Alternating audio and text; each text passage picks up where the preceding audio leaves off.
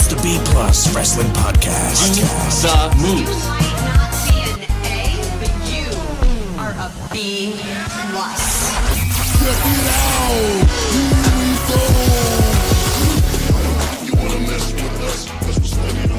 go. Good afternoon, ladies and gentlemen, and welcome to All the Rest with me, your host, Mr Myster1ous, and we are back with another exciting episode of All the Rest. We're back to being All the Rest because all the experience, that was just a 1 week thing. So if we keep changing it in the vein of the Viking Experience's continuous name changes, we'll be talking about that in a little bit. We'll be changing it every single week. It will get a little bit convoluted. So we're not going to do that. We're going to be covering all the other wrestling news that's come out this week. And boy, it's been a weird one.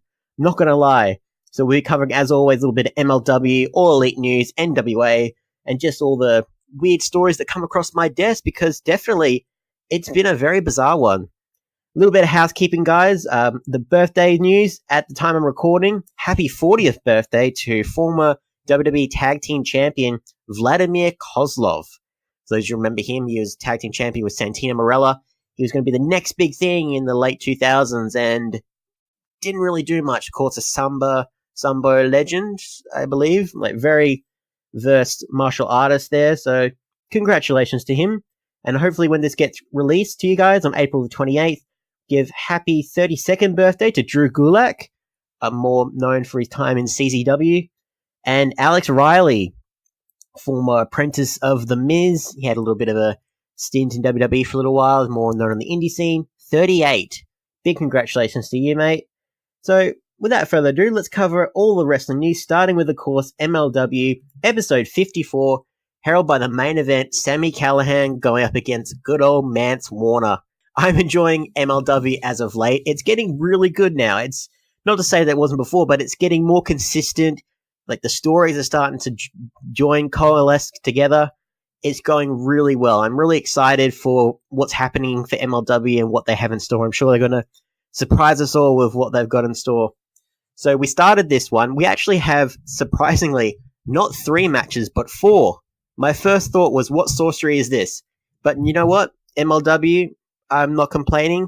More matches for me to cover. If they can cram it into the hour they have, all for it. So we started out with Airwolf and Ray Horus teaming up to face off against the Lucha Brothers. We are kicking into high gear straight away. I love the Lucha Brothers' new attire that they wear over their usual masks and stuff. They have that the horned, devilish kind of outfits. I'm not sure what to call it. You guys know what I'm talking about if you've seen the Lucha Brothers as of late. But this was just an amazing contest. This is just to remind everyone that the Lucha Brothers are one of the best tag teams in the world, and they will be fighting the Young Bucks for that title, so they can officially call themselves the best tag team in the world if they successfully defeat them at Double or Nothing. But yeah, Airwolf, just a 19-year-old kid, recently debuted MLW, worked really well with Horus. Like, they had great chemistry there.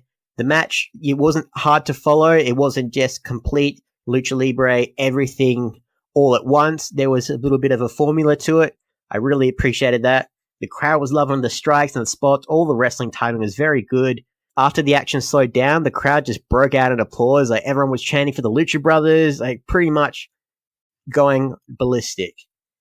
They had, I love that we had Airwolf did a 617, of course, because he does it at the bottom rope instead of in the middle, which is a pretty clever thing for them, which is the Boston area code, I think it is.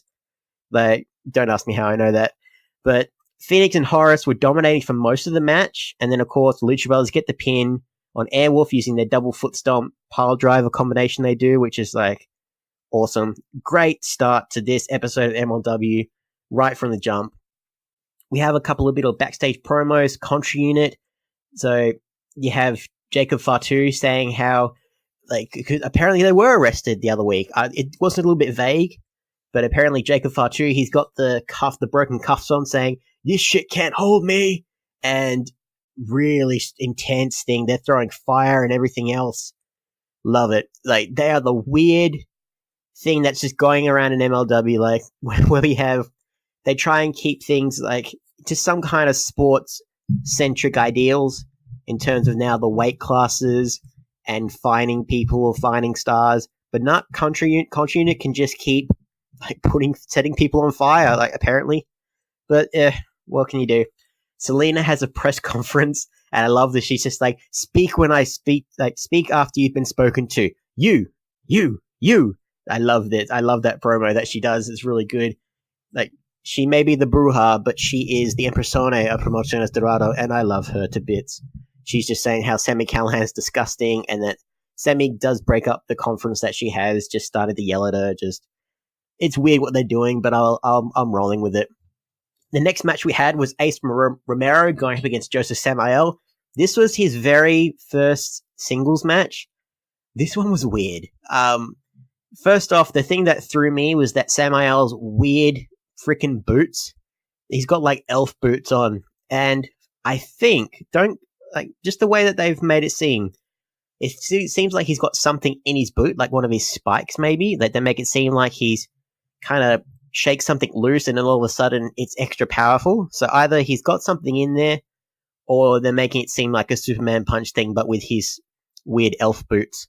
So that kind of threw me for a bit. But nevertheless, AC Baby, good to see him back doing some singles action. Yeah, he went for the top rope, but Samael stopped him and threw him over the top rope.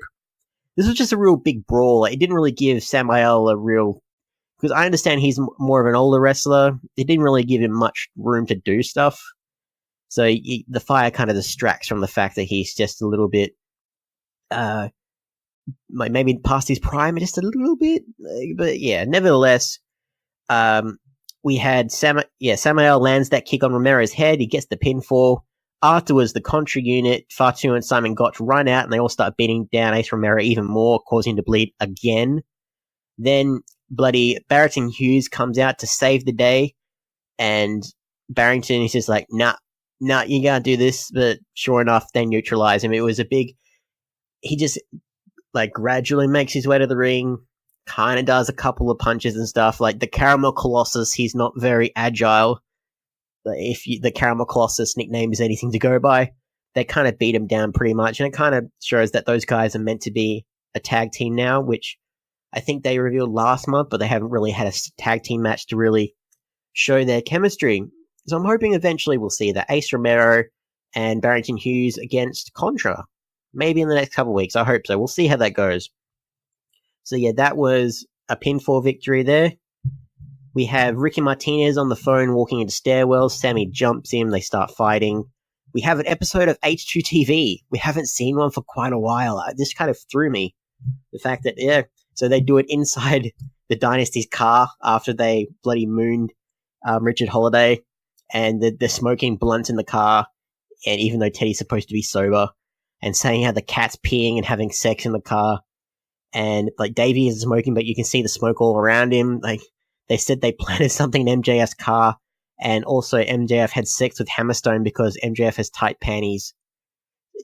Just roll with it. It's Teddy Hart. He has cats in the ring. He wears really colorful outfits. You just roll with it. Teddy Hart just makes anything just kind of work just because he's that talented.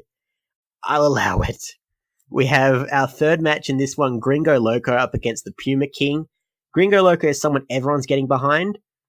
He's easily supported. Like he's liked by a lot of the guys.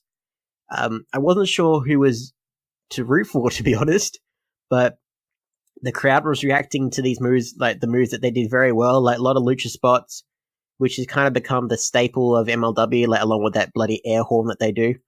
Puma King had the most charisma. The commentators doing a great job talking about the lucha and what the rings, why the rings are hard and stuff like that. They're really selling just the style of wrestling that they do. Gringo Loco hit a Spanish fly from the top rope, and King kicked out, and he was able to hit a big superplex. Held onto the superplex after landing, did another one. Gringo was able to reverse that into a Tiger Driver, which I love. I haven't seen that for ages, for the win. And yeah, the commentary were putting Gringo over hard, so I feel like he's going to slowly get a bit more of a push. I hope so. He was bleeding from the mouth. He looked very serious when he won. So a little bit more than your typical lucha match. Not much in story, but just entertaining as always. So see how we do. Before the main event, guys, Selena tried to talk to old Mance Warner, tried to offer him a proposition, as Mance Warner was saying, and they couldn't really come eye to eye on little things. Selena is trying to bribe Mansa into taking care of Sammy. She comes on pretty strong. She makes a good offer, but old Mansa turns it down because he doesn't want to get fleas, because apparently his granddad taught him that. So we'll see what happens there.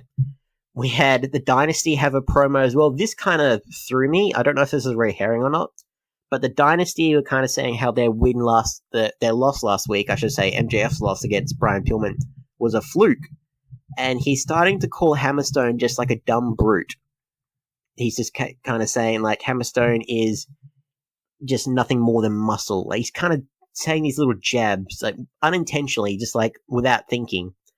And it's just, like, it seems a bit too early to really be saying that. Like, we've had the Dynasty for a little while, but they haven't really done anything as a team yet if you've got to tease them already having issues.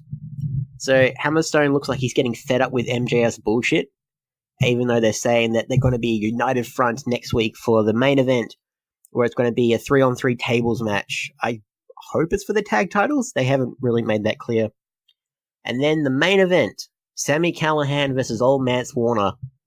And unfortunately, Sami Callihan is doing spit spots in MLW. This was my refuge, Sami.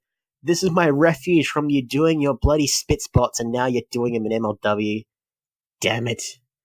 But aside from that, aside from the cringiness that Sami Callihan does, this isn't really a hardcore match, but like, it referee's discretion. Interestingly enough, after one of them goes for the chair, I think Callihan hits Mance Warner with the chair, the timekeeper rings the bell, and even commentary says, like, no, that was a slip-up, the match is still going. It's weird that they actually explain that, because referee's discretion, I try and take my brain out and when I watch any hardcore match involving Sami Callihan or LA Park or Jimmy Havoc, I just try not to think about it because it will confuse me. But yeah, Sami and Mansa, they're just battling outside the ring for most of the match. They're both a little bit... They're suckers for pain. They love that stuff. Like, they're a bit nihilistic and just sadistic, and throw any other istics in there you want. But yeah, when we have, like, just saying it's not a normal wrestling match, and just, like, there are no rules, right? Callihan takes Mance's suspenders and ties Mance's hands to his side. Then, like, loogied on his hand and slapped Mance's back. It's just, yeah. Doing the spit spots, and all of a sudden... this match was weirdly ruled a no contest. So there was no DQs, but it was ruled a no contest because he heard LA Park and Ricky Martinez come out and beat both men down. So, bit of a confusing one. I enjoyed it, nevertheless.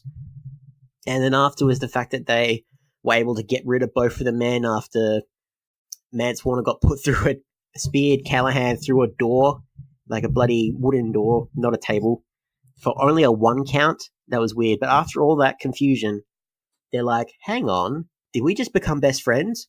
They bloody both spit in each other's hands, give a big handshake. They're the new tag team. They're the new tag team going around, and you think it would stop there, but then they get into a brawl again with Promociones, and a very weird ending to this MLW episode. But you know what? It worked for me. Like, just a bunch of weirdness. Like, I love the start with the Lucha Brothers, the matches in between, the promos for what's to come. You know what? I'm all for it, guys. So that was MLW episode 54 in all of its glory.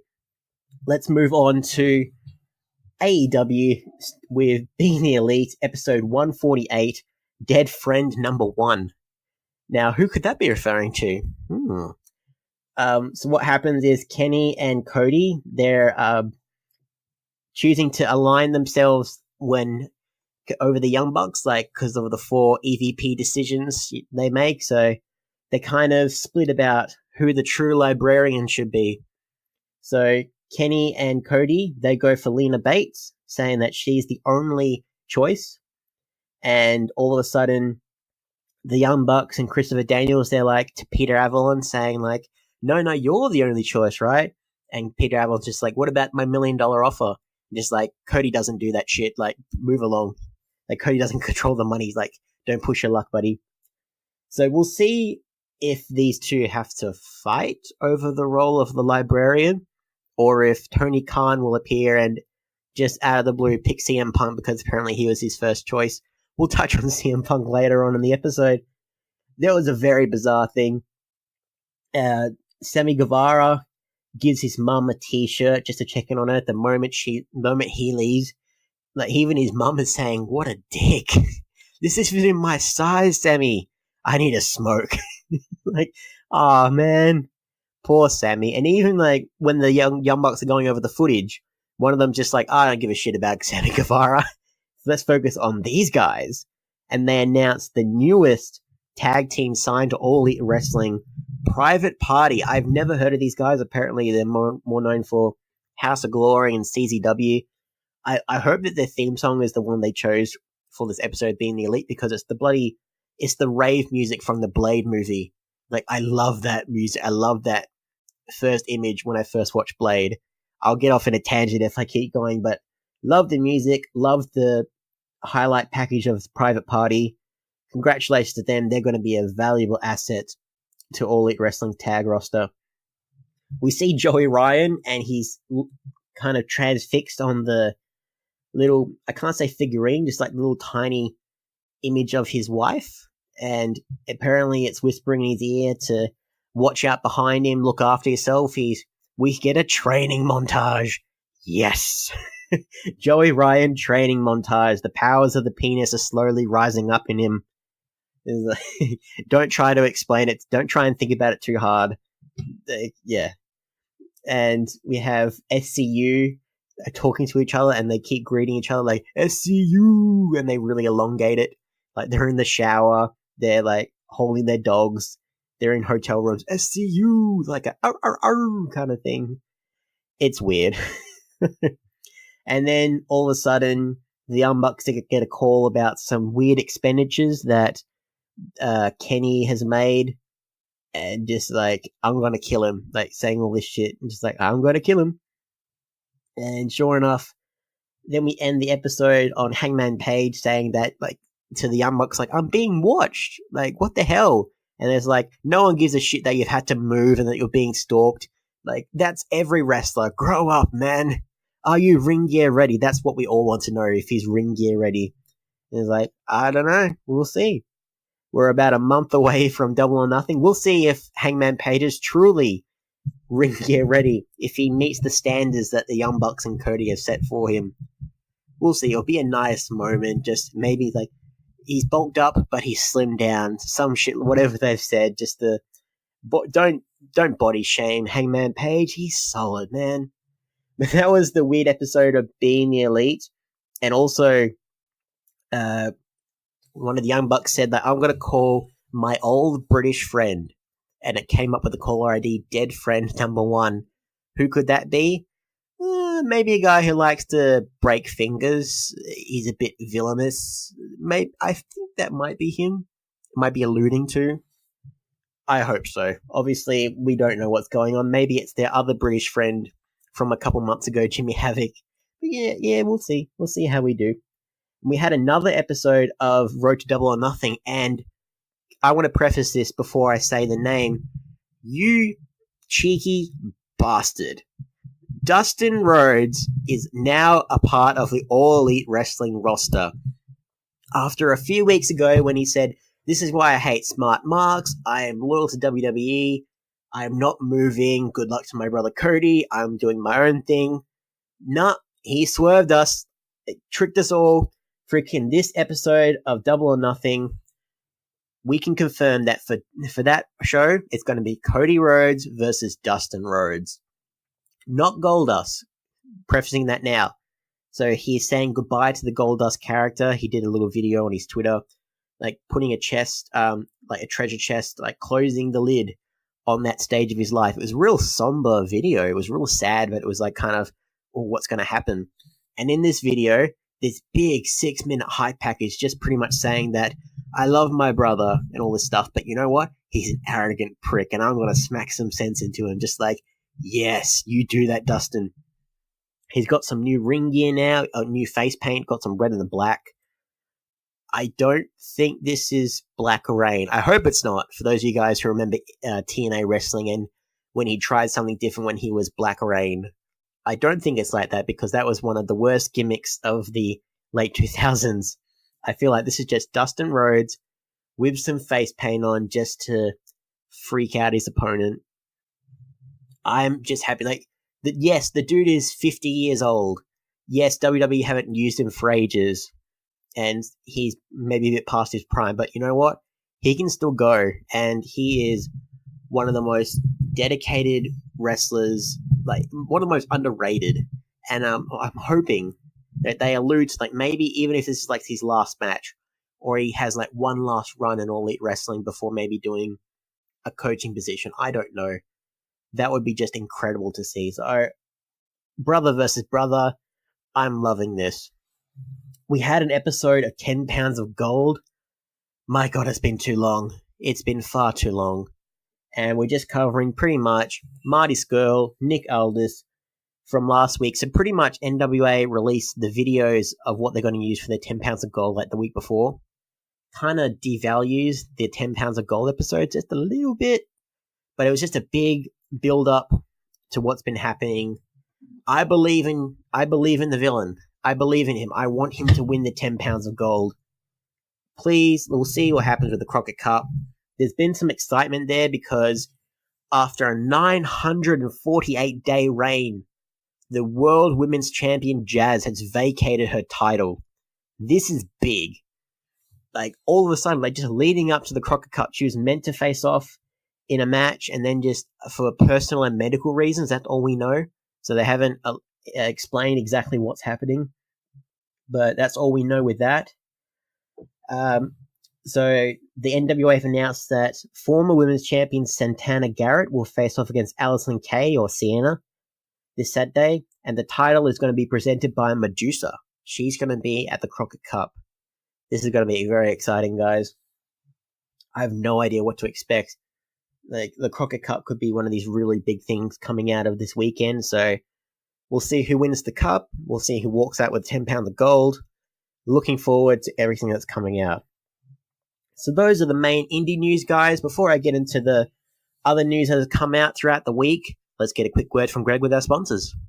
Promotional consideration paid for by the following.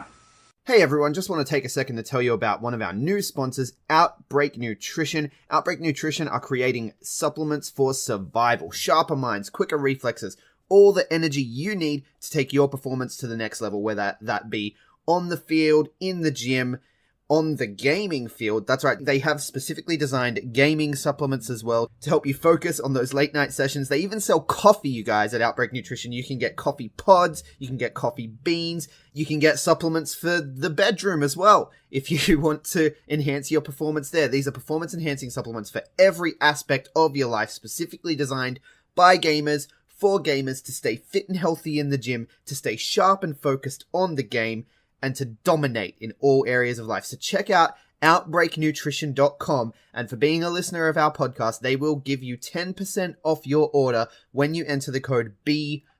That is BPLUS at checkout. So make sure, if you want to stay on top of your game, if you want to take your performance to the next level, OUTBREAKNutrition.com, enter the code B+ at checkout. And we are back, guys. Let's kick things off with all the signings, the injuries, who's staying, who's leaving, who wants to leave, who wants to stay, who's shut the door on the stage of their lives, and who is just itching to come back. All this explained and more right now. So, as for signings this week, we've actually got quite a few. So, WWE actually released a list of names attending the Performance Center for the tryouts. So, this isn't confirmed, but it's among those attending was Ivelisse from Lucha Underground. Now that her Lucha Underground contract she's been released from it, thank God. She's previously competed for NXT before, so under the name Sophia Cortez. And it looks like the Performance Center, they're looking at a bunch of NFL people, basketball players, some wrestlers here and there, but a lot of people with like mixed experience in other combat sports. We had there was an Australian-born wrestler, Cadman Edward Turner. You know, like a few people from the Team 3D Academy, a whole bunch of people based in Orlando and everywhere else. Very curious to see what happens there. I hope they sign Ivelisse. she had potential there for a reason, and who knows, it'd be lovely to see her in NXT. Just throwing that out there. We have some returns. I never expected this. CM Punk has returned to wrestling. Kinda. Apparently, under Shroud of Darkness at a MKE World Wrestling event in front of 350, 400 people. He interrupted in the main event in a mask. He did a GTS and into the night he vanished without no one knowing what the hell happened. And news has come out that this isn't the first, so people realized it was Punk when he was at the venue and he was wearing the same shirt as the hooded figure.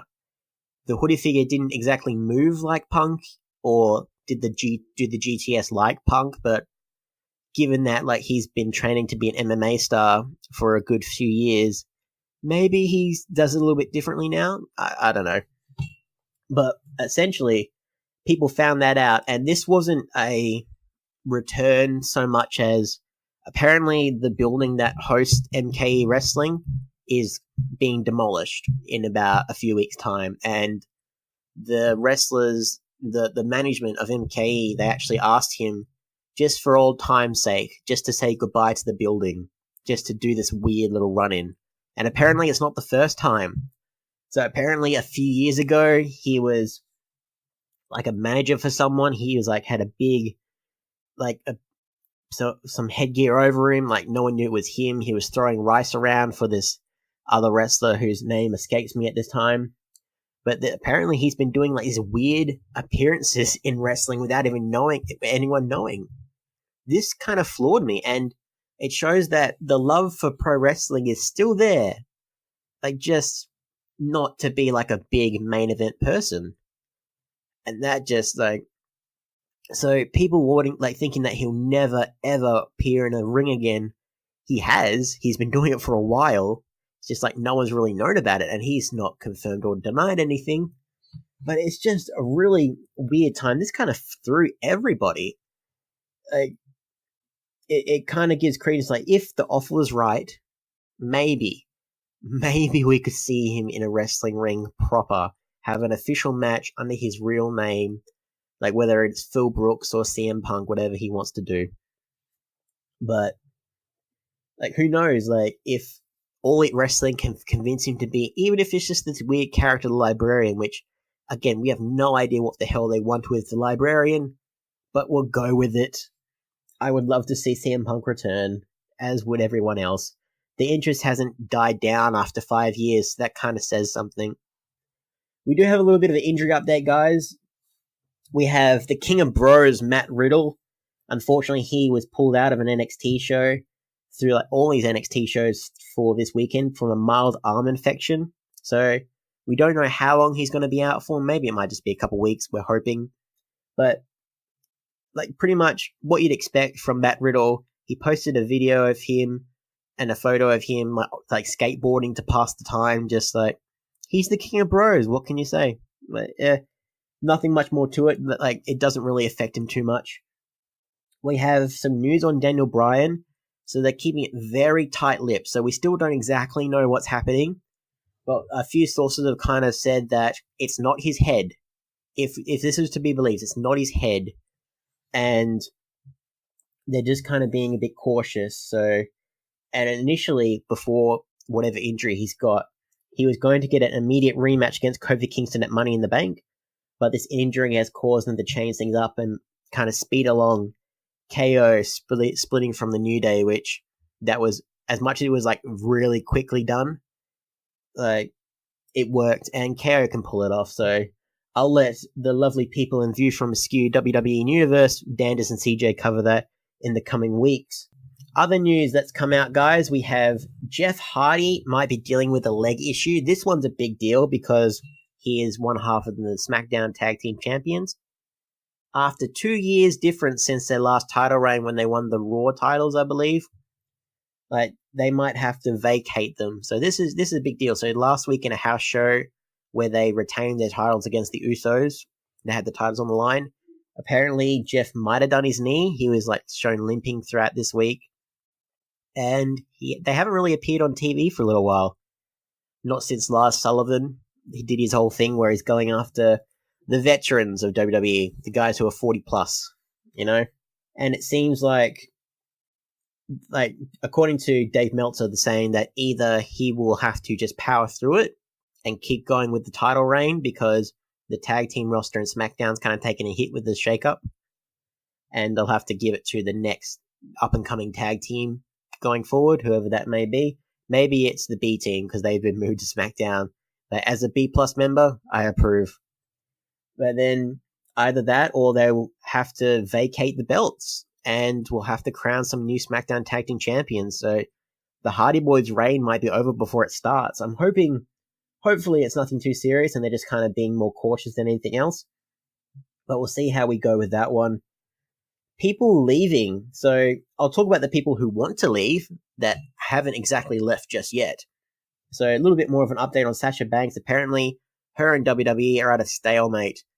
She's talking about maybe sitting out her contract, which WWE, they have this lovely clause where if you haven't wrestled for a period of time because of injury or something else, they can extend the no-compete clause on people's contracts. So she's saying she's willing to, this depend. We don't know when her contract expires, to be fair. But depending on whether it expires this year or next year, they might extend that period of time far longer than she would want. And the wrestling industry is constantly up and down. So we don't know what All Elite Wrestling will be like in a year's time. Maybe it will be the big thing ever that we all hope it is. I hope it is anyway. But with this hiatus, apparently she's taken some time to think, and this is the same situation that Neville had to deal with, now back to being the Bastard Park and All Elite Wrestling. So, you think about it, yes, Sasha Banks is a 4-time Raw Women's Champion, but the combined day of her reigns is 82 days. That's less than 3 months with 4 title reigns. That is disgusting. And this whole news about her being upset about losing the tag titles, being promised a good title run, yeah, I understand where she's coming from. Hopefully she resumes work, or she's able to figure out a way to hope if she does sit out her contract, hopefully it's not for too long. She can power through, and guess what? I think I said this last week, but All Elite Wrestling would gladly welcome her with open arms. My God. So hopefully she figures that out. Another person who is in a bit of a pickle, Luke Harper. Now, I thought this was an open and shut thing. He's released his public statement online. WWE, they don't want to be dicks and just let him get released and not really do anything with him. Nah. So it turns out they want to make an example of Luke Harper, which this news is so stupid. So just the fact that they want to kind of stop people from doing the publicly ask for release tactic. So Ty Dillinger managed it easily enough, but they kind of want to crack down and make an example of somebody, and apparently it will be Luke Harper. And it seems they want to make an example by freezing the time he was out for a wrist injury, meaning that they will, like Sasha, if need be, extend the no-compete clause on his contract. They'll just keep adding more time to it. And apparently he's one of the nicest guys in the backstage area for WWE. And I'm calling it out. The fact that we had the John Oliver thing a month ago, I'm not going to stop talking about it, but the fact that they have this much power over their independent contractors. You probably can't see my quotey fingers, but they're independent contractors, right? They should squash the notion against wrestlers that posting their release online will automatically get them freed. That seems to be what they're trying to do. And apparently they feel like they can handle some bad PR to show that they're doing that, which maybe they shouldn't have their bad PR with the other news that's coming out. I'll talk about that in a second. So those are the people who want to leave.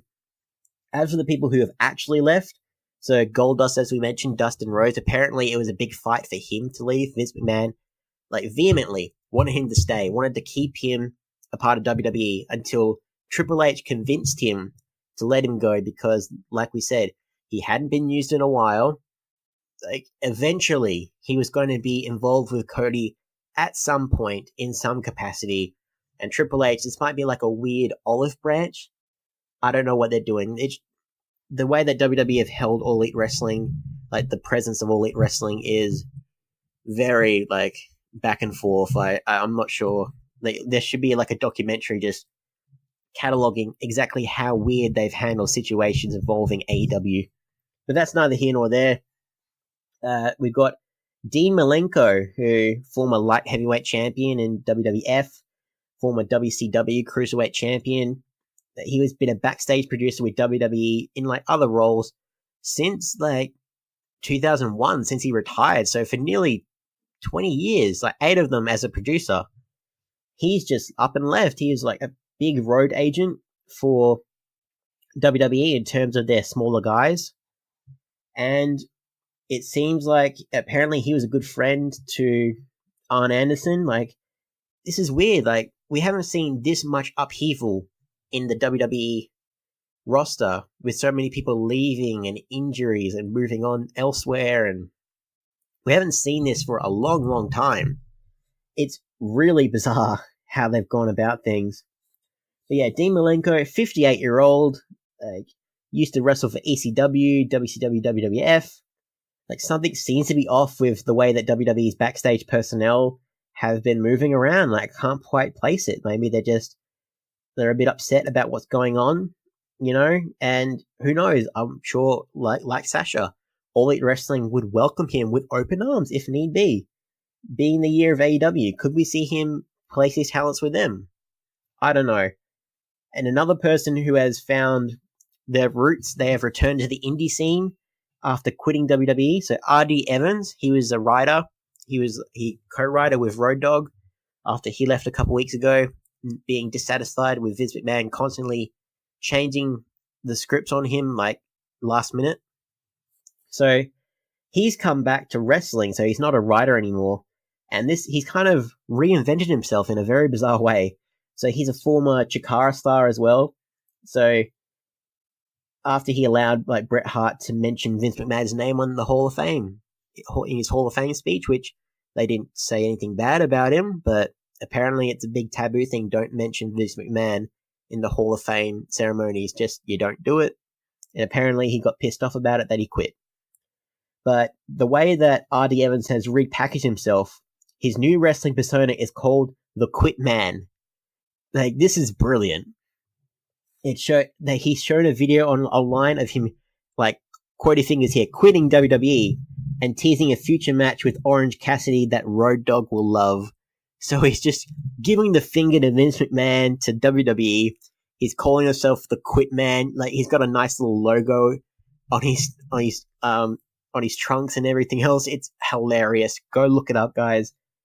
Like, what a way to say screw you and just to keep going on with your life. It's very bizarre, like, but I love it. Some people who have retired, unfortunately, over in New Japan, Riki Choshu is on June 26th. He will be competing in his final match. So he's had a career about 45 years long. He will be teaming up with Shiro Koshinaka and Tomohiro Ishii to face off against Tatsumi Fujinami, Kaiji Muto, and Togi Makabe. So this guy is a former IWGP World Heavyweight Champion. He was back when the WWF and New Japan had a bit of an agreement. He was their Intercontinental Heavyweight Champion. It was a very small list of people back in the early 80s who had that title before it was defunct. And Riki Choshu was one of them. Like, the guy has been around doing stuff for a long, long time. And yeah, New Japan is saying that, you know what? After 45 years, he's calling it quits.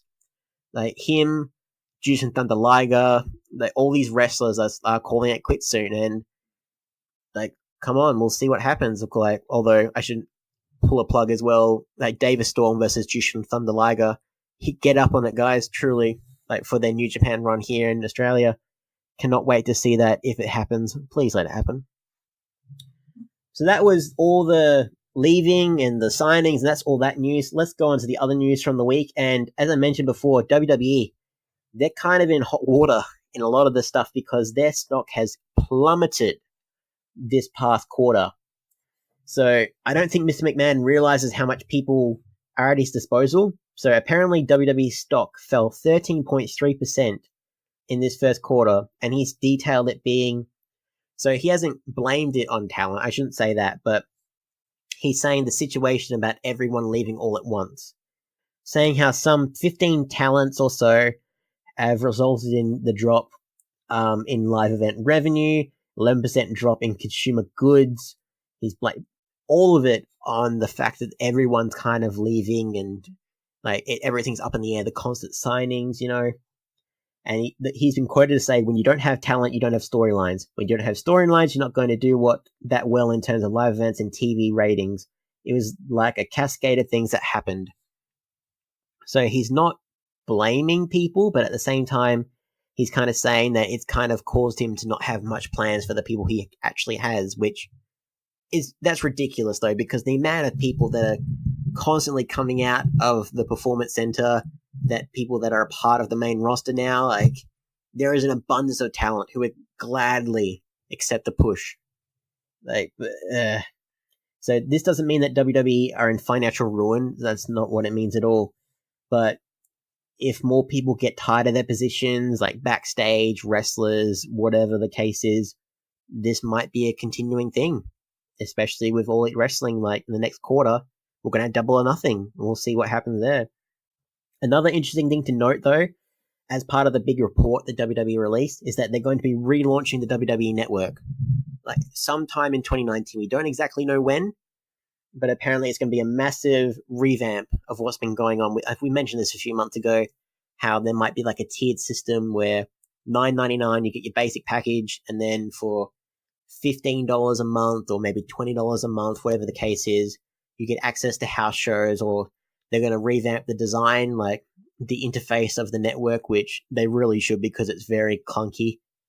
If you subscribe to the WWE Network, $9.99 a month for now. Shameless plug there. But yeah, we'll see what happens. So WWE had a total of 1.6 million subscribers, paid and free, during the end of this first quarter. And they announced the day after WrestleMania they reached a total of 2 million subscribers. So in the last few weeks, they've lost over 400,000 people. That is a lot. So with everything that's happened since WrestleMania, it doesn't seem that long ago. But that's just really weird how WWE have kind of handled that situation. Another situation they haven't really handled too well, StarCast, where last week we reported about how The Undertaker is no longer going to be a part of the StarCast meet and greets. And they've also pulled the plug on Kurt Angle as well, which the Phenom was one thing, but the Olympic gold medalist as well, fresh off his retirement, that's just a bit, they've kind of screwed over StarCast in a big way. Of course, they're not working with All Elite Wrestling, but it's adjacent to it. So, but apparently this is kind of like the Cold War breeding ground for WWE, spiting against All Elite Wrestling. So pretty much the event promoter Conrad Thompson, he said that, yeah, the announcement went viral. He was told that in response to this, like WWE that can't do it, and he had a friend discuss the situation with Vince McMahon, and they assured that the heat wasn't on him or his organization, and even though that The Undertaker just shouldn't be doing personal appearances outside of WWE, and they assured that damages would be covered, a suitable replacement offered, or some sort of compromise. Hasn't happened yet.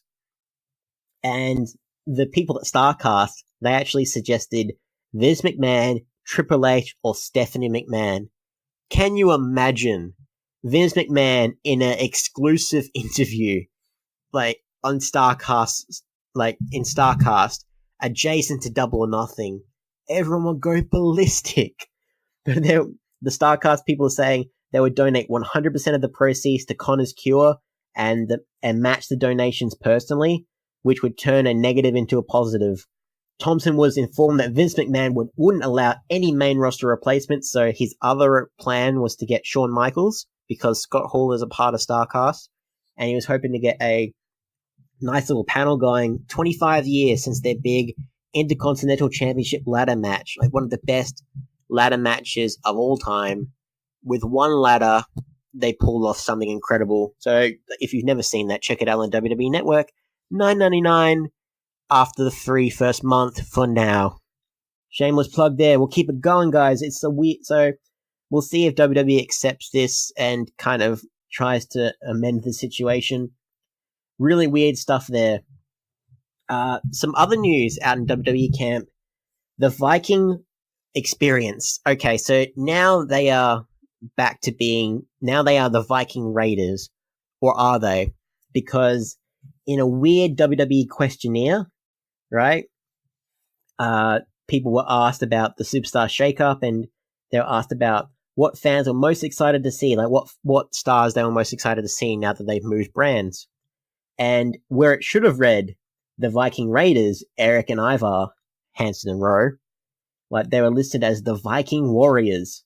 Now, at the time of recording, they're still listed as the Viking Raiders on WWE.com. But we'll see like this week's Raw or like next week's Raw if this was just a typo, or they're actually going to commit to having their fourth name change in only like 2-3 weeks. Like WWE are taking our memes and stuff in like very seriously here. They're constantly revamping like Hanson and Rowe. Like, these are your NXT tag team champions.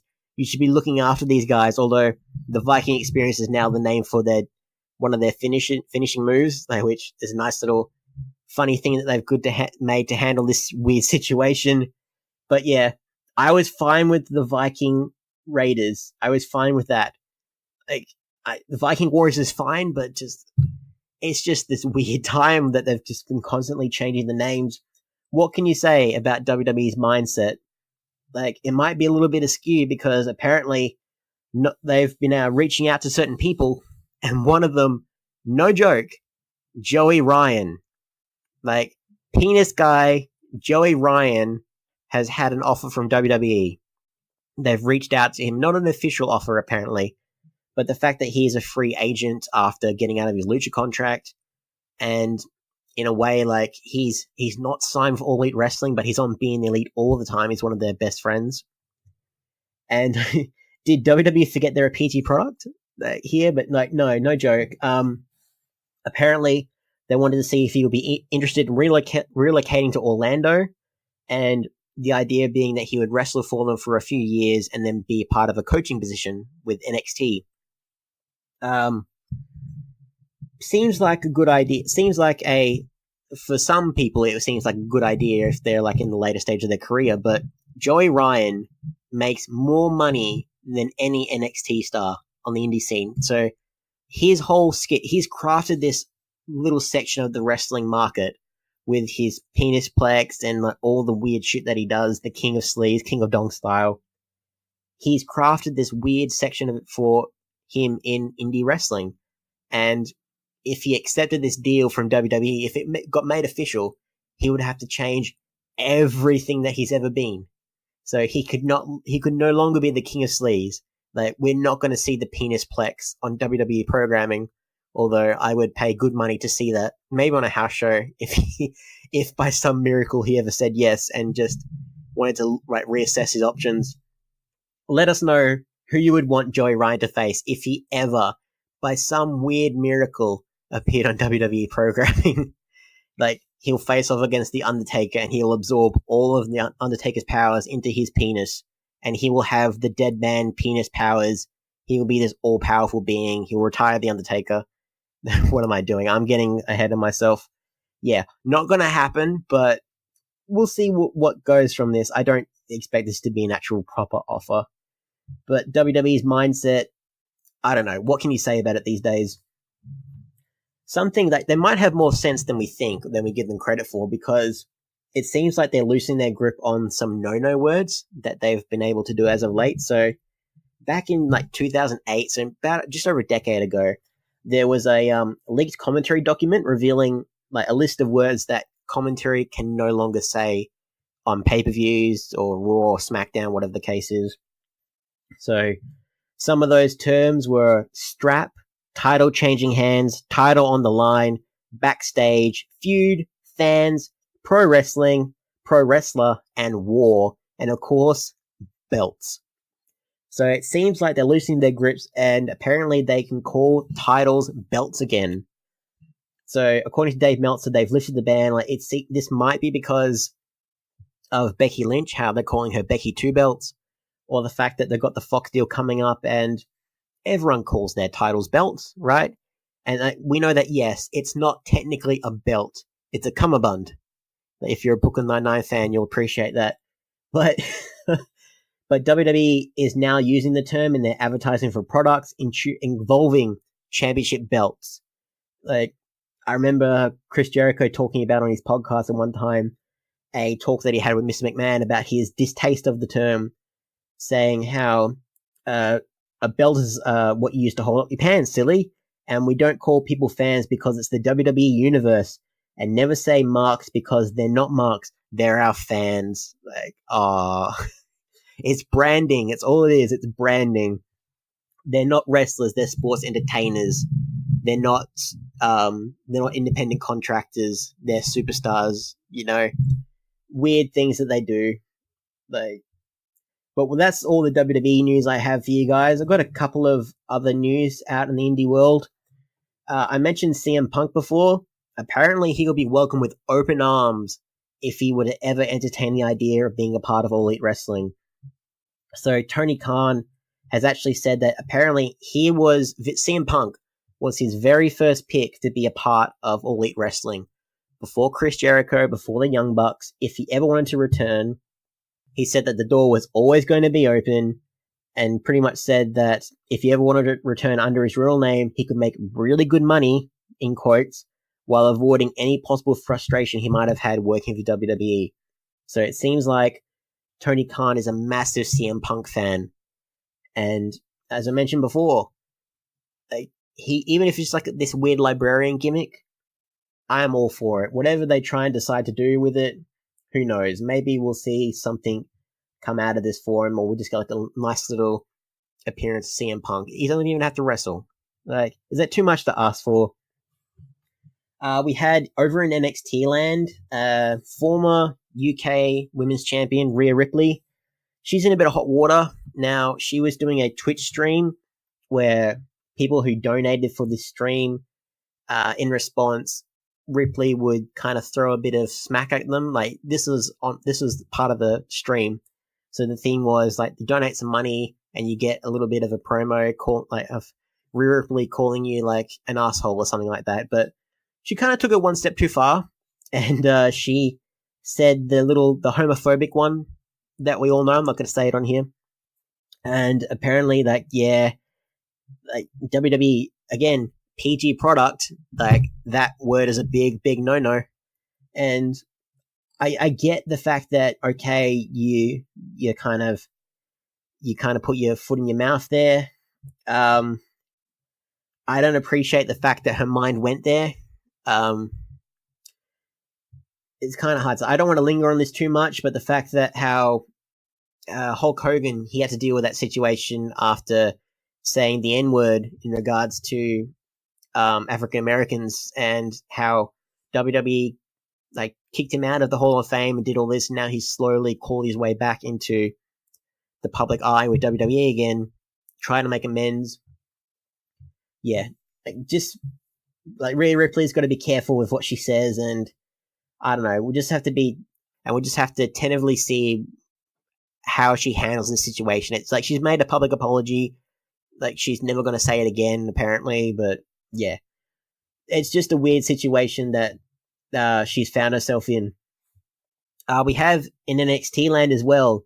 Apparently, they make the refs damn strong. The fortitude is strong in the land of NXT because one of the referees in the big main event between Velveteen Dream broke his leg and continued the 3 count. No joke. So he did this in this big main event match. he still found the courage after breaking his leg sliding into the ring to do the 3 count. And as he was being stretchered out, said to one of the fellow referees, "I love this business." That is a man. That is a proper referee. Like Tony Castor, I believe it is, or Chasta. Like, I hope to see this guy come back. I want to see him being pointed out when he returns to work in NXT. Like, big congratulations to you, sir. You are definitely, like, we need more sturdier refs like you. In a world where when you touch a ref and they fall down just from like one punch or one kick because they're made of glass, in that world, this referee has stood up and shown that he is made of iron and just continued a match between Tyler Breeze and Velveteen Dream after breaking his damn leg. Like, freaking Tom Castor, I love you. That is just incredible. Now, the weird little fluff piece I have for you guys for the week, it comes from Impact Wrestling, from Sami Callihan. So we'll be touching on this tomorrow in the Impact Experience, or the Impact Zone, I should call it now. But Sami wants his X Division Championship match at Rebellion against Rich Swann to be a no DQ match. And if he doesn't get his way, he will do the unthinkable. He will spoil Endgame for everybody. You monster. Now, I've seen it. I'm not going to, like, hashtag don't spoil the Endgame. Like, people need to go into that with as little information as possible to immerse themselves in this 3-hour spectacle that is Avengers Endgame. But the fact that apparently he was just going to no-show the event, like, if I don't get my way, I won't even appear at the show, which he's just being, yeah. But then he upped the ante when Impact Management didn't answer him, saying that, you know what, I will do something so perverse, so disgusting, that you will rule the day that you cross me. I will spoil Avengers for you. Like, oh, if I had not seen it, I would, you bastard. Like, let's not say things we can't take back, Sammy. Think this through.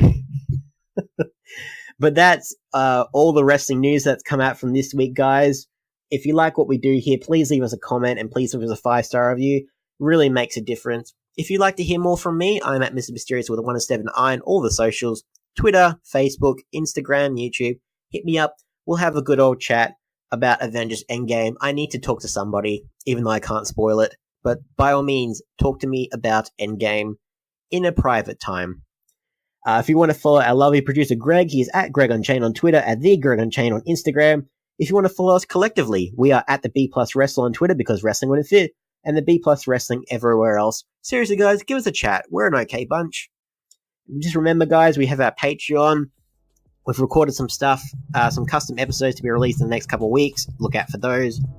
Any amount that you can donate would be greatly appreciated so we can keep giving guys the right content, what you want, when you want, highlighting the Australian scene, the international scene, and giving you guys the most up-to-date news in all of the world.